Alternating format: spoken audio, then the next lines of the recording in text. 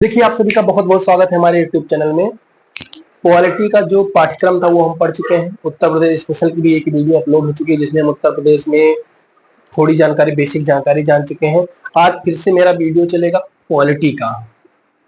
पहले चैप्टर में हम पॉलिटी के क्या पढ़े थे, पाठ्यक्रम पढ़े थे, मतलब सिलेबस को जाने थे। फर्स्ट वीडियो हमारी पॉलिटी के सिलेबस पर आई थी। आज हम उसी का पहला चैप्टर स्टार्ट करेंगे। पहला चैप्टर क्या था, संवैधानिक विकास। पहला चैप्टर हमारा क्या था, संवैधानिक विकास। संवैधानिक विकास।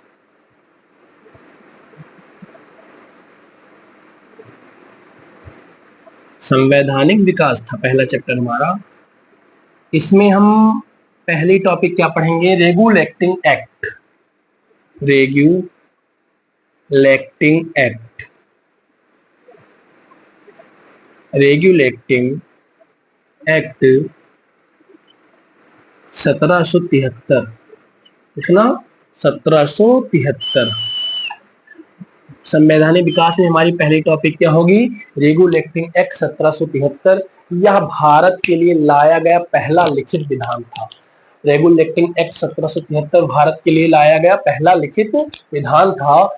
इसी अधिनियम के द्वारा मद्रास और बंबई की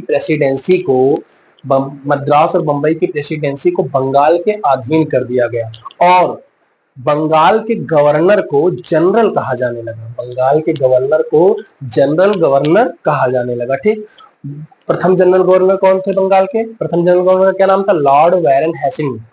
लॉर्ड वैरन हेस्टिंग्स नाम था उनका। ठीक, और इसी अधिनियम के तहत रेगुलेटिंग एक्ट 1773 के तहत 1774 में प्रथम सुप्रीम कोर्ट की स्थापना की गई। क्या की गई, प्रथम सुप्रीम कोर्ट की स्थापना की गई, जिसके मुख्य न्यायाधीश क्या थे, सर एलिजा इम्फे थे। जिसके प्रमुख न्यायाधीश कौन थे, सर एलिजा इम्फे थे। 3 और अन्य न्यायाधीश भी थे। और बंगाल के जो जनरल थे, गवर्नर जनरल थे, उनको 4 सदस्य, जिसमें 4 सदस्य मौजूद थे, 4 सदस्यीय कार्यकारिणी का अधिकार प्रदान किया गया। 4 सदस्यीय कार्यकारिणी अधिकार दिया गया, जिससे कानून बनाने का अधिकार प्राप्त था। जिससे क्या था, कानून बनाने का अधिकार प्राप्त था। लेकिन इसी अधिनियम के तहत एक पॉइंट और बहुत इंपॉर्टेंट है, ब्रिटिश ताज ने ईस्ट इंडिया कंपनी के निजी व्यापार पर रोक लगा दिया। ईस्ट इंडिया कंपनी के निजी व्यापार पर रोक लगा दिया और भारतीयों से उपहार लेने पर भी रोक लगा दिया। ठीक, इसको हम लिख लेते हैं।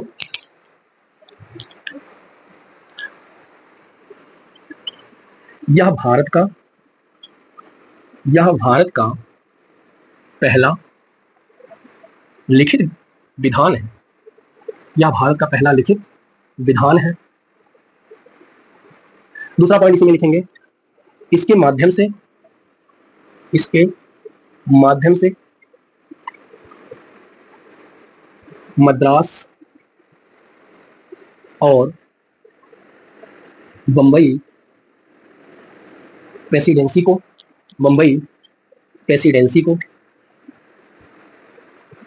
को बंगाल के अधीन कर दिया गया। बंगाल के अधीन कर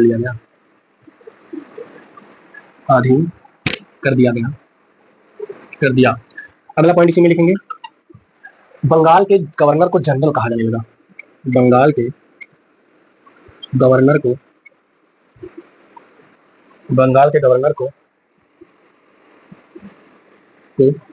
जनरल कहा जाने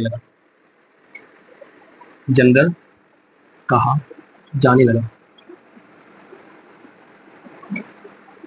ठीक है, और प्रथम गवर्नर जनरल कौन थे?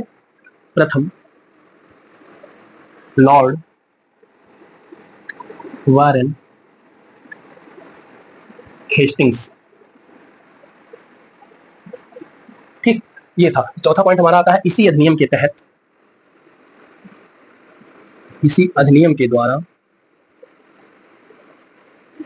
द्वारा 1774 में सुप्रीम कोर्ट की स्थापना की गई।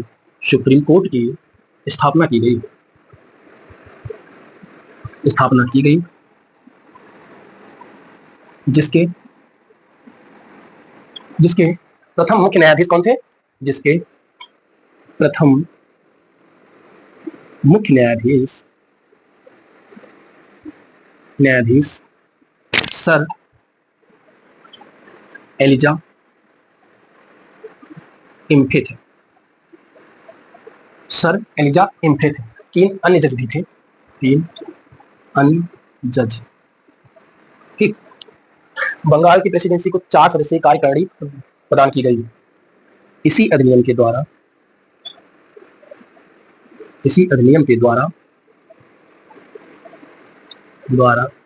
बंगाल के गवर्नर को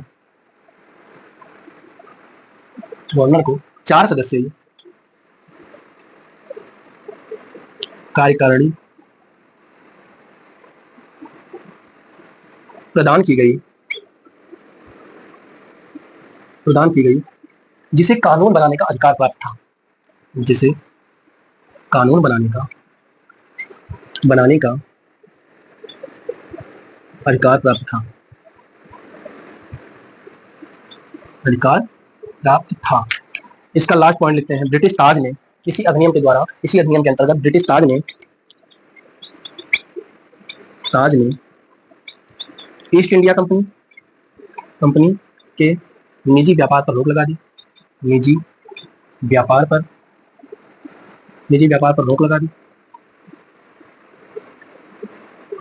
रोक लगा दी और भारतीयों से उपहार लेने पर भी रोक लगा दिया।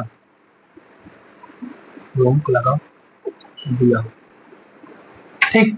ये रहा हमारा रेगुलेटिंग एक्ट 1773। अब हम पढ़ेंगे एक्ट ऑफ सेटलमेंट। क्या पढ़ेंगे? Act of settlement 1781। Act of settlement क्यों लाया गया? जब पहली बार ये रेगुलेटिंग एक्ट 1773 बना तो इसमें कुछ ना कुछ कमियां थी, तो इसकी कमियों को दूर करने के लिए लाया गया एक्ट ऑफ सेटलमेंट 1781। इसमें बिहार और उड़ीसा को बंगाल प्रेसिडेंसी के अधीन कर दिया गया और ईस्ट इंडिया कंपनी और सर्वोच्च न्यायालय की कार्यक्षेत्र अलग कर दिए। टॉपिक हमारी क्या है? अगला act of settlement. Act of settlement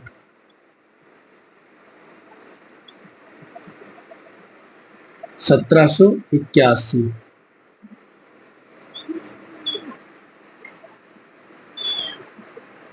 ये एक्ट 1781 में इसलिए लाया गया था क्योंकि जो रेगुलेटिंग एक्ट में जो कमियां थी उसे दूर करने के लिए लाया गया था।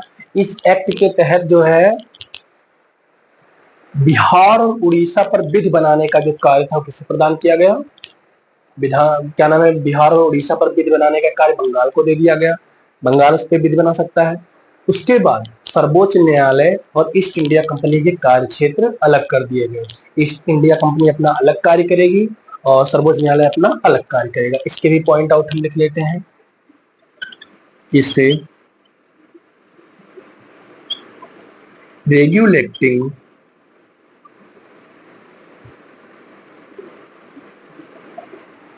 एक्ट की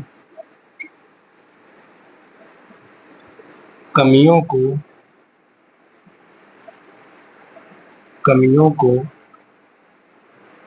दूर करने के लिए लाया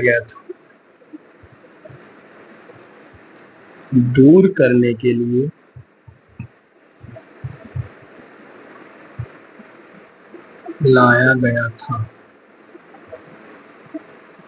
ठीक। दूसरा क्या है? बिहार और उड़ीसा पर विधि बनाने का अधिकार बंगाल को प्रदान कर दिया गया। बिहार और उड़ीसा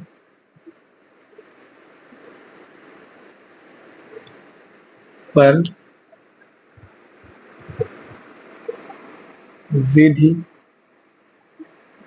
बनाने का कार्य बंगाल को प्रदान कर दिया गया।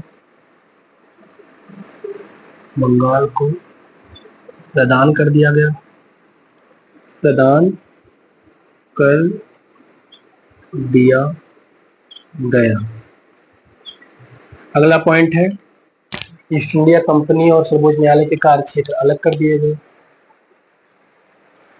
ईस्ट इंडिया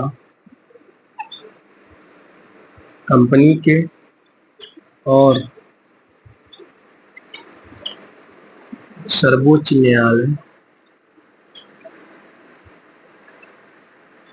न्यायालय के कार्यक्षेत्र अलग कर दिए गए, के कार्यक्षेत्र अलग कर दिए गए, अलग कर दिए गए। ठीक, ये रहा हमारा एक्ट ऑफ सेटलमेंट 1781। ठीक, इसके बाद हमारा आएगा पिट्स इंडिया एक्ट। ठीक, पिट्स इंडिया एक्ट को विलियम पिट के द्वारा पारित किया गया था, प्रस्तावित किया गया था। उसके बारे में हम अगले वीडियो में जानकारी देंगे। अभी हम संविधान का विकास पढ़ना शुरू किए हैं, इसके बाद हम बहुत आगे तक जाएंगे। इसमें भी देखेंगे हमारे देश में कितने देशद्रोही हुए, उनके बारे में जानकारी। आपको पता होगा जितने भी देशद्रोही हो, कितना भी कुछ किए हो, लेकिन उनकी पूजा नहीं होती है। ठीक है, ऐसे एक लाइन है कि बिना मौसम हृदय कोकिल से भी गूंजा नहीं जाता, बिना मौसम हृदय कोकिल से भी गूंजा नहीं जाता, जहां अनुराग पलता हो वहां दूजा नहीं जाता, जहां अनुराग पलता हो वहां दूजा नहीं जाता। विभीषण राम जी के भक्त थे ये जानते सब हैं, विभीषण राम जी के भक्त थे ये जानते सब हैं, मगर जो देशद्रोही हो उसे पूजा नहीं जाता, मगर जो देशद्रोही हो उसे पूजा नहीं जाता। अगली वीडियो में हम मिलते हैं पिट्स इंडिया एक्ट के बारे में।